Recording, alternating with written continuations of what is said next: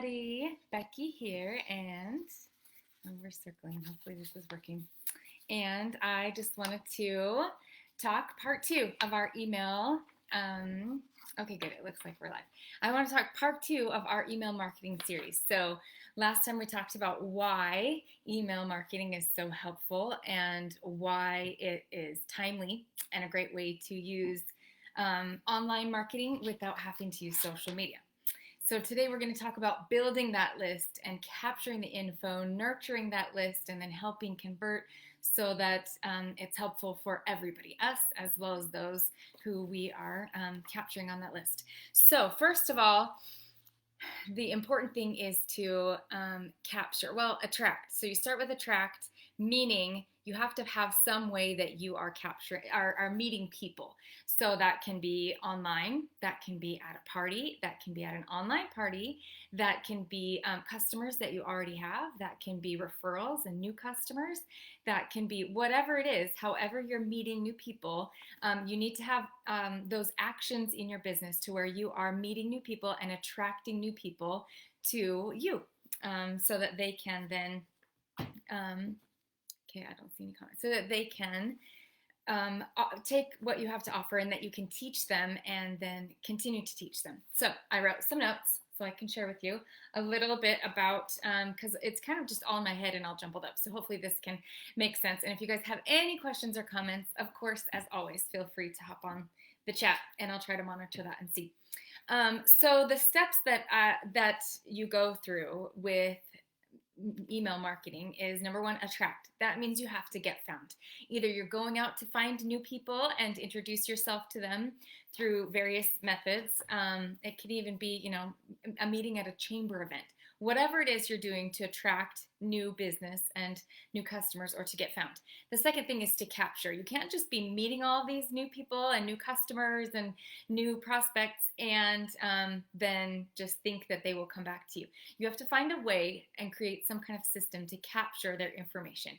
So like at a party, at either a home party or an online party or a basket party or whatever you're doing, oftentimes we'll do like a little game to have them text you to get their number in your phone or something like that. Well, don't just stop there with just a name and phone number.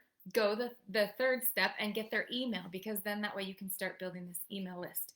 It's good you can text them and you could create a nurturing campaign through texting as well, through a bunch of different services. But if you want to take the email marketing list, you've got to have their email. So, and then we're going to talk about how to nurture them once you get that list, how to help solve their problems and how to really be something that you're a benefit to them. So you're nurturing that list by helping them like, know, and trust you.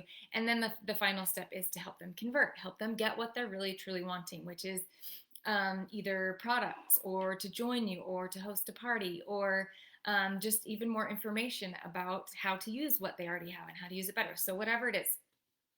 That way you give them the invitation. So we've already talked about attracting, how to get found. That's, like I said, that's the beauty of this business, is there's a million ways to get found.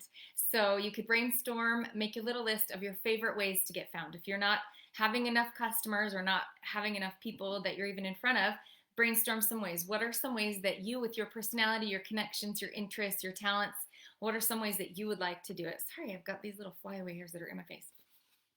And I just wrote down a few that I could think of, but like I said, this is by no means a full list. So you just want to get their customer emails. So that can be through their order forms. Whenever anybody fills out an order form to order from you, make sure that it's filled out all completely and ask them if they would like, don't say, hey, would you like to sign up for my newsletter? Say, hey, would you like to be kept up to date with my specials and what's coming out? Or even if you want to, you can do personal specials in an email. You can do tips and tricks. You can do whatever you want. So figure out what you want to offer and then use that as your hook instead of just, hey, can I send you emails? Everyone's going to be like, no, my inbox is already full. But figure out what it would be that would hook them into wanting your email. And then they'll be like, well, sure. You could even say, hey, I'm going to do a giveaway for everybody who is on my email list this week. Would you like to be in on that? Something like that. So, and that's totally within compliance because it is one-on-one communications through email. So again, that's great. So order forms, ballot boxes. You could put a box in a business or in your dentist's office or something like that, and give away some kind of prize. And just make sure on that little form, that drawing entry form, that you highlight the email, or you say, form must be completely filled out to get on my list, or to win this prize, or whatever it is that you're doing. You could do a ballot box. You could do games for online prizes. Like I said, a lot of times we'll do a game for booking parties, or a game for getting their phone number or something, so that you can follow up with them. Well, find out some kind of game. Think of something that's within compliance for you to get their email. You could do, like I said, a drawing entry slip for basket parties, where they fill out this to win a prize or something like that. You could even let them know, like I said, let them know what they're going to get, that it's not just an email spamming email that they're going to get, but you can say, hey, this is where whatever. You could also create a form through your email service provider. So we talked about MailChimp, we talked about Flowdesk, we talked about a million. You can even do it through like Jotform if you don't want to do it through your email service provider. But find a way to create a link which would give them a form that they fill out. And then you could also put that in your bio of your Facebook, your Instagram, your YouTube channel. You could even include it on the email, your email signature area. You could even do a free Linktree account if you'd like, and put all of your different links, and then have one of those links be a, enter here for all my tips and tricks, or for my specials, like I said, whatever you want to do. But then that way you can capture it, and it's in a form, so that you can then follow up with them and continue. So yeah, or like I said, if you could even do it the old-fashioned way and just have like a Jotform or a Google form and have them fill it out, and then you just have to manually enter those emails when they give them to you onto your email list, so that they can then be a part of your list if you can't figure that out. So, and you can Google all this stuff, or you can ask me, we can try to figure it out together. But a lot of the stuff, if you know what you're doing, the technicalities of how to do it, you can find, you can figure out how to do it online. And we could, like I said, I've just stumbled my way through this. I'm by no means the expert, but I figured out how to do a lot of these things just with trial and error, and just trying something. Like I said, even if you're just capturing their raw email with their name, and then you like physically have to go copy and paste it into your email list, that's okay too. And then another idea is to create what they call a lead magnet. So like a magnet draws things and attracts things to it. So instead of you like having to spew all of your Scentsy stuff, you can have a lead magnet to where they come to you with a lead, meaning something that you offer them. It could be a PDF of like a cheat sheet for when to change your wax, or whatever else it is, or maybe a checkoff list for every day that they make their bed and spray Scentsy Fresh so that it smells good, or whatever it is that you want to do. You can create that. You could even create like a video training of my top 5 tips for how to be the best host, or something, whatever, I don't know, whatever you want to do. You can create some kind of, they call it an asset, something that you're going to offer for free for them, but in exchange for that, again, you get their email. So they have to sign up for it, and then you send that into their email box. So like I said, the nice thing is you're giving them something in exchange for them giving you something, and then you can continue that relationship. So find something you can offer, or create a landing page through your email service, so that when they click on your freebie, or your training, you capture their email address and it goes directly to them. So yeah. Okay, so that first section was about lead magnets, and finding some way to have some kind of system that you create to capture those emails, capture that information. Another thing that I wanted to talk about is relationships. It's just like the rest of our business, whether you are taking care of your customers and making their deliveries really nice, or following up with all of your orders so that they know when new things are there, or texting them, whatever it is, it's all part of that system of relationships, and building those relationships with your customers, so that, again, people do things and do business with people that they like, know, and trust. So you have to let them know you so that they can like you and trust you. And I think a lot of times in our world of being worried about what people think of us, or are we going to look silly, or things like that, we kind of get guarded. But so while writing your emails, remember that you're trying to help them peek into who you are, not just Scentsy as a brand, but who is Susie, who sells Scentsy, who's a Scentsy consultant, who is, I don't know, who are you, and what are you offering them?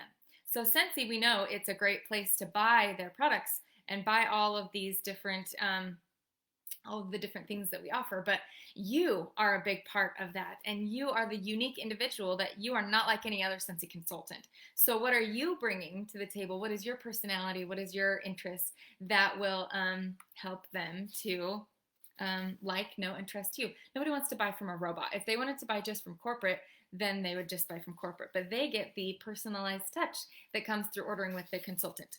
So include your own picture in your emails, even a little personalized message. It doesn't have to be huge, but somehow find a way to relate to them. You can share your Scentsy story, or even just your life, or your Scentsy life, or what you're doing, or connect it somehow. Just because, again, people like little drips. Again, they don't want a 3-page email about your life drama, but they do want to know you, who you are, what you think, what you're doing, what your life is like, so that they can like, know, and trust you. And regular emails will help you do this, because it will help kind of peek into that. It's called like a drip campaign. You're dripping little drops of yourself. Maybe it's your favorite quote of the week. Maybe it's your favorite product of the week. Maybe it's how you use a product. Maybe it's your thought of the day. It doesn't matter what it is. Just find some way to let you be seen. If you're crazy, let your emails be a little crazy. If you're organized and like to make organization things of sense of your life, share that. If you are really into creating graphics, share that. Whatever it is that's you, uniquely you, share that, because again, that will be a magnet and people will be drawn to that because it will be uniquely you. Yeah, so the emails will help you be seen so that they can like, know, and trust you, but it also helps them know what to buy and why. Again, it's different to just even look at a catalog and see, oh, this is great. How do I use this? Or where would this go in my house? Or how exactly would this look if it's set up? Or all the things. So you let them know what to buy and why, and through links through emails, you can even let that be right now, instead of them thinking about it and then having to go look it up or find your website or find their phone to text you or whatever. They can just click on the link and buy it right then. Easy peasy. Okay, another thing that I wanted to talk about was consistency. So if you send an email once every 6 months, people are not going to like, know, and trust you, because they're not even going to remember you probably. So schedule your emails to be consistent. It can generally, mine is not exactly the same, but generally speaking, it should be about the same time or same day, or at least the same week or something. If you do it once a month and you do it every Tuesday, every second Tuesday, that's good enough. It doesn't matter if it's 10 in the morning or 2 in the afternoon. You could get it to where every second Tuesday you send it at 10 o'clock in the morning. That's great too. I know that I have some emails that I have subscribed to, and she does like a whatever Talk Tuesday, and it's always like Tuesday at 10 that hers go out. So it's nice, because then I know, and then it doesn't feel like I'm getting it all the time, because I know every Tuesday I can expect one from her. So then I'm not like, oh, where did this come from? It's Tuesday. Of course she's going to email me again. And use a similar format. Again, you can kind of mix this up a little bit, but if you'd like to, you can create a similar format, create a similar heading that they'll see every time. So again, they recognize it's from you, or a similar picture, or that your signature line is always the same. Something that's uniquely you, so that they can do it. If you would like, I've thought about morphing mine into a format like a section for new products, a section for your current fave, a video of you using it, examples of how to use this in decorating, or something like that. So you could even put your emails into sections of, what I'm loving this week, what I'm warming, or whatever. You know what I mean? So you can think of sections if you'd like to make it consistent. The nice thing is that will also make it pretty easy for you to do and to come up with, because you're not reinventing the wheel. You are consistent with a schedule and with a format. And that brings me to my next point of a content calendar.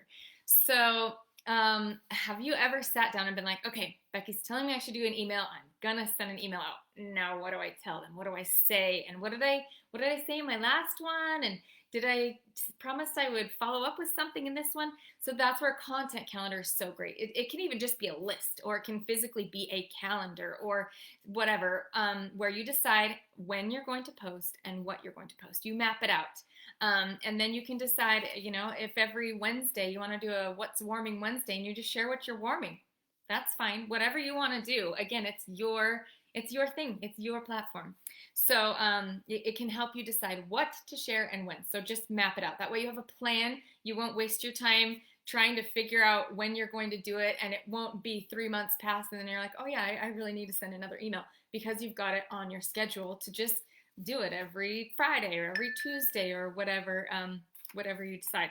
So um, yeah, you'll be more consistent with your emails or posts or videos. So again, you can do this with any kind of content you're trying to share, whether it's to your team and you say, okay, every Monday morning, I want to talk with my team. You can put that on your content calendar, or you can say every Thursday, I'm going to focus on building my team. So I'm going to send out an email, or I'm going to look for people. Whatever it is, that content calendar is super duper helpful because it helps you plan it out. Okay, and then the last thing that I'm going to talk about today is subject lines. Those are your hook. That's the hook, so that you can hook, line, and sinker them to help them be drawn in and decide to actually open that email. You do not want people marking you as spam. You do not want unopens.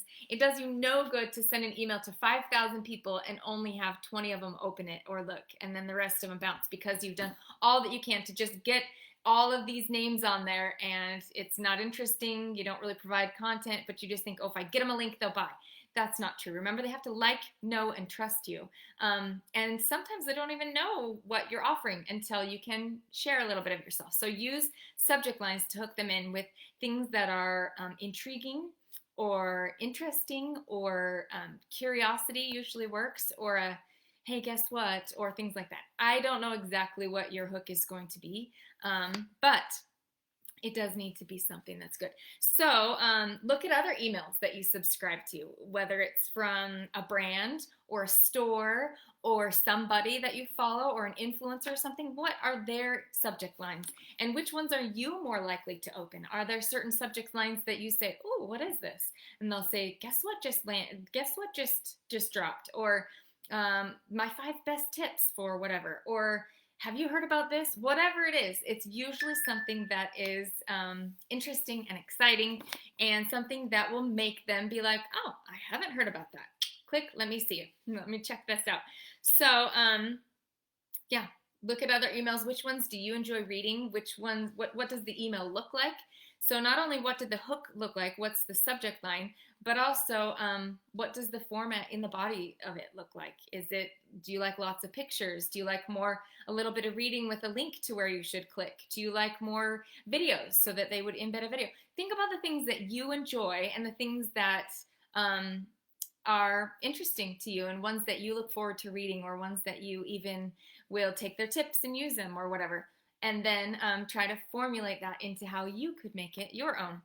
So yeah, anyway, that's our day in a nutshell. We talked about lead generating, how to attract, capture, nurture, and convert through a system, whatever that is, how you're going to get to capture those emails, and then how it's a relationships building, and that through these emails, it's called nurturing them. You can nurture them by helping answer their questions, by helping show how to use things, and being consistent with scheduling and format, and then a content calendar that can help you be consistent and plan it all out, and then an interesting subject line for a hook.